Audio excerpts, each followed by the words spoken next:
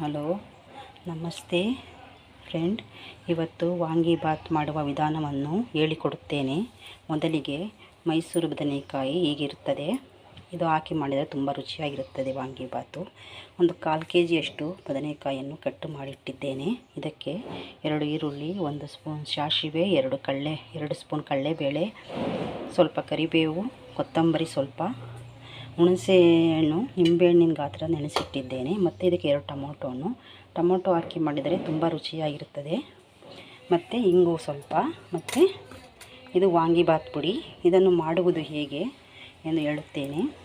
ಧನಿಯಾ ಬೀಜ, ಮತ್ತು ಗುಂಟೂರು ಮೆಣಸಿನಕಾಯಿ, ಬ್ಯಾಡಗಿ ಮೆಣಸಿನಕಾಯಿ, ಜೀರಿಗೆ, ಕಡಲೆಬೇಳೆ, ಉದ್ದಿನಬೇಳೆ, ಇಂಗು, ಸ್ವಲ್ಪ ಅರಿಶಿನ, ಚಕ್ಕೆ ಎಲ್ಲವನ್ನು ಹಾಕಿ ಸಪ್ರೇಟಾಗಿ ಹುರಿದುಕೊಂಡು ಪುಡಿ ಮಾಡಿ ಇಟ್ಟುಕೊಂಡರೆ ಪುಡಿ ಈ ರೀತಿ ರೆಡಿಯಾಗುತ್ತದೆ. ಮತ್ತು ವಾಂಗಿಬಾತ್ ಮಾಡಲು ಅನ್ನವನ್ನು ಕುಕ್ಕರಿನಲ್ಲಿ ಕೂಗಿಸಿಟ್ಟಿದ್ದೇನೆ. ಮತ್ತು ಬಾಣಲಿಯನ್ನು ಗ್ಯಾಸ್ ಮೇಲೆ ಇಟ್ಟು 4 ಸ್ಪೂನಷ್ಟು ಎಣ್ಣೆಯನ್ನು ಹಾಕಿದ್ದೇನೆ. ಎಣ್ಣೆ ಕಾಯಲು ಬಿಡೋಣ. ವಾಂಗಿಬಾತ್ ಮಾಡಲಿಕ್ಕೆ ಅನ್ನವನ್ನು ಮಾಡಿ ಇಟ್ಟಿದ್ದೇನೆ. ಈಗ ವಾಂಗಿಬಾತ್ ಮಾಡಲು ಗ್ಯಾಸ್ ಹಚ್ಚಿ ಬಾಣಲಿ ಇಟ್ಟಿದ್ದೇನೆ. ಇದಕ್ಕೆ ಒಂದು 5 ಸ್ಪೂನಷ್ಟು ಎಣ್ಣೆಯನ್ನು ಹಾಕೋಣ.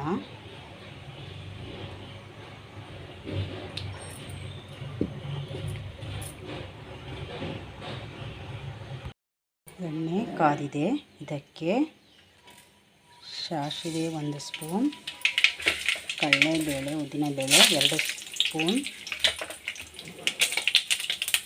ಮತ್ತು ಕರಿಬೇವು, ಮತ್ತು ಈರುಳ್ಳಿ,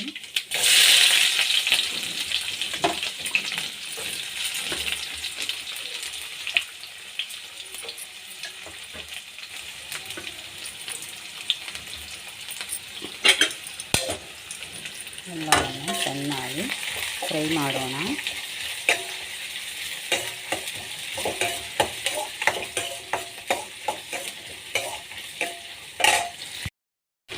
ಈರುಳ್ಳಿ ಚೆನ್ನಾಗಿ ಫ್ರೈ ಆಗಿದೆ.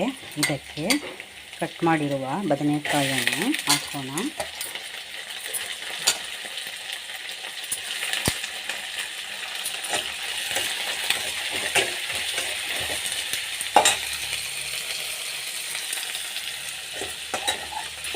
ಇದನ್ನು ಚೆನ್ನಾಗಿ ಫ್ರೈ ಮಾಡೋಣ.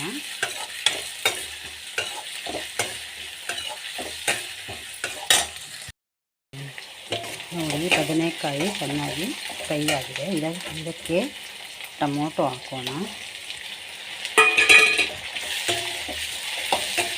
ಟೊಮೊಟೊವನ್ನು 1 ನಿಮಿಷಗಳ ಕಾಲ ಚೆನ್ನಾಗಿ ಫ್ರೈ ಮಾಡೋಣ.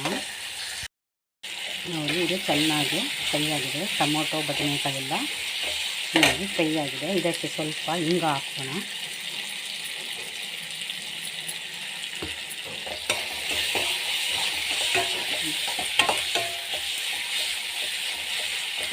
ಈಗ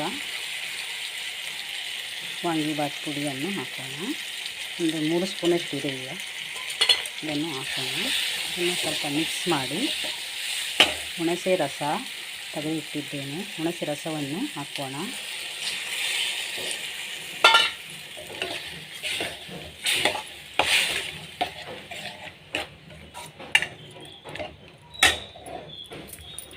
ಇದಕ್ಕೆ ಕೊತ್ತಂಬರಿ,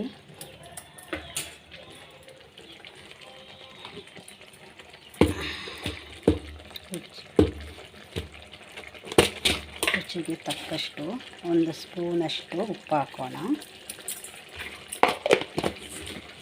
ಎಲ್ಲ ಚೆನ್ನಾಗಿ ಮಿಕ್ಸ್ ಮಾಡಿ 1-2 ನಿಮಿಷಗಳ ಕಾಲ ಬೇಯಿಸಿದರೆ ವಾಂಗಿಬಾತ್ ಗೊಜ್ಜು ರೆಡಿಯಾಗುತ್ತದೆ. ನೋಡಿ, ಈ ರೀತಿ ಗೊಜ್ಜು ಚೆನ್ನಾಗಿ ಎಣ್ಣೆ ಬಿಡ್ತಾ ಇದೆ, ಚೆನ್ನಾಗಿ ಫ್ರೈ ಆಗಿದೆ. ಈಗ ವಾಂಗಿಬಾತ್ ಗೊಜ್ಜು ರೆಡಿಯಾಗಿದೆ. ಇದಕ್ಕೆ ಅನ್ನ ಹಾಕಿ ಕಲಸೋಣ ಬನ್ನಿ. ನೋಡಿ, ಗೊಜ್ಜು ಹಾಕಿ ಅನ್ನವನ್ನು ಕಲಸಿಟ್ಟಿದ್ದೇನೆ. ತುಂಬ ರುಚಿಕರವಾದ ವಾಂಗಿಬಾತ್ ರೆಡಿಯಾಗಿದೆ. ನಾನು ಮಾಡಿರುವ ಗೊಜ್ಜು 1/2 kg ಅಕ್ಕಿ ಅನ್ನಕ್ಕೆ ಕಲಸಬಹುದು.